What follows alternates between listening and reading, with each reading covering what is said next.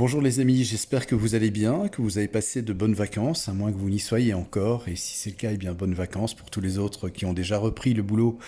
Eh bien bon courage. Voilà, c'est une vidéo, un petit rappel parce que j'ai eu pas mal d'abonnés qui m'ont posé des questions concernant la différence entre un réseau 3 fois 400 volts plus neutre qu'on retrouve couramment en France et le réseau 3 fois 230 volts que l'on utilise couramment en Belgique. Même si c'est vrai qu'en Belgique, on a aussi, dans certains cas, du 3 fois 400 volts plus neutre, mais qui est plus utilisé pour le réseau industriel, qu'on va retrouver par exemple dans les industries, en entreprise.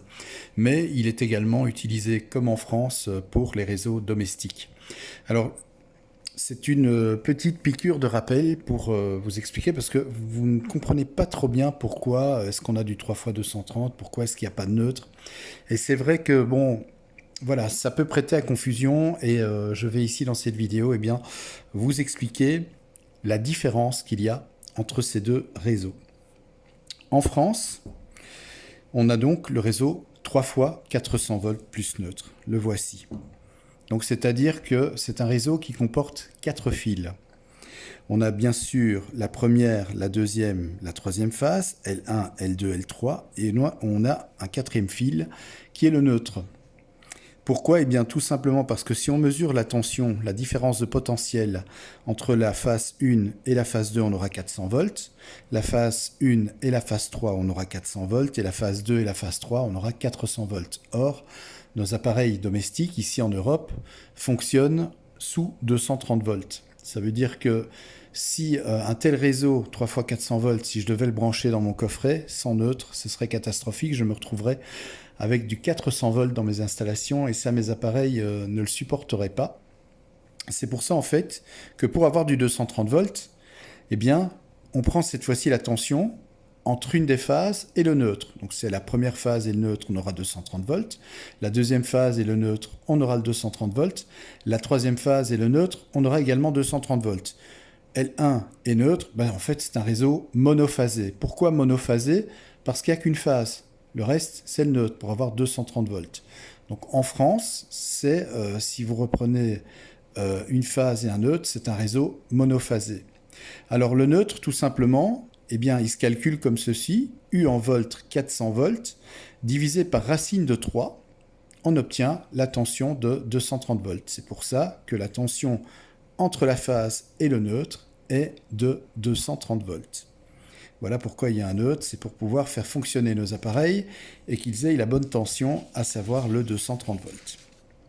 Alors chez nous en Belgique, la particularité, c'est qu'on a un réseau triphasé qui est de 3 fois 230 volts. Même si, comme je vous l'ai dit, on utilise aussi, dans certains cas, le réseau 3 fois 400 volts plus neutre. D'ailleurs, il est distribué sur les deux tensions.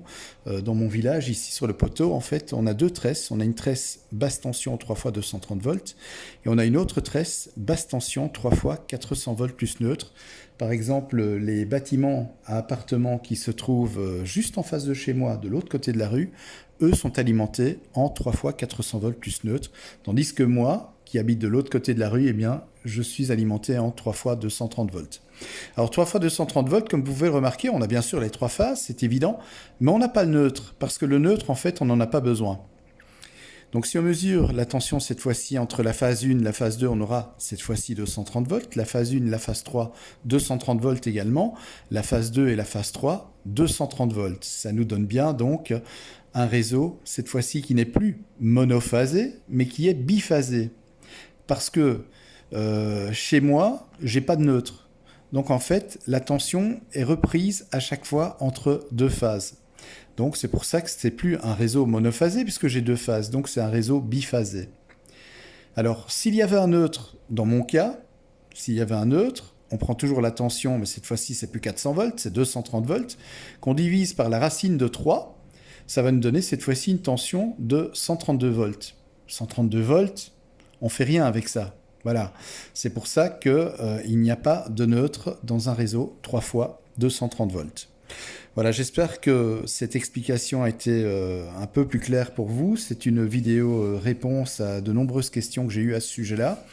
Donc voilà la raison pour laquelle nous n'avons pas de neutre en Belgique concernant le réseau triphasé 3 fois 230 volts.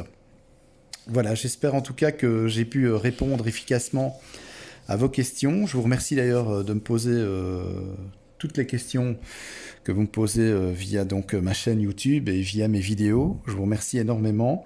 Je n'ai pas encore pris le temps de répondre à tout le monde, mais je le ferai ultérieurement, bien entendu.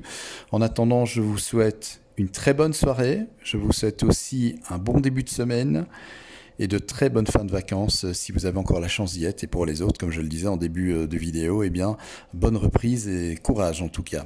Allez, je vous embrasse. N'oubliez pas de liker la vidéo. N'oubliez pas de vous abonner à ma chaîne. Vous êtes d'ailleurs de plus en plus nombreux à le faire et je tenais à vous en remercier tout spécialement. Voilà, je vous embrasse et à très bientôt pour une nouvelle vidéo en électricité. Ciao.